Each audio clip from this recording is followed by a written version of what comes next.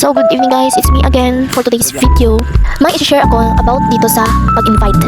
Nung una, nag-invite ako, marami yung na-invite ko kaso isa lang yung pumasok sa invited friends ko. So isa lang yung, meaning isa lang yung na-invite ko. Pero marami na, kaya nagtaka na ako doon. Tinignan ko yung link ko, tama naman siya. At naano ko rin naman yung island ko, tama rin naman. So may question kung bakit hindi talaga pumapasok sa invited friends ko yung na-invite ko. So ito pala guys, yung reason kung bakit hindi, i-share ko siya.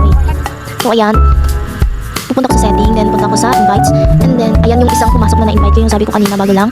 Pero yung marami akong invite guys, yung problema pala is yung island dapat hindi mo siya i-check. Ayan yung may circle, hindi mo siya i-check.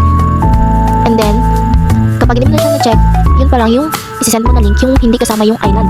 Yun pala yun guys, sa akin kasama yung island eh. Kaya island lang pala yung na-join nila, hindi yung sa link ko. I mean, link pala ng island ko yun, yung nasisend ko.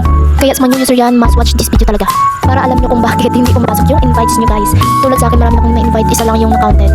So dito guys, tingnan nyo yung link, magkaiba yung last nya. Yan yung hindi kasama yung check ng island, and then ito naman pag may check yung island natin. Ayan diba, magkaiba sila guys. Yan pala yun. Okay. And then that's all for today's video. Thank you talaga sa napanood yung video ba. So that's all for tonight guys. Sana nakatulong, dahil nakatulong din ito sa akin.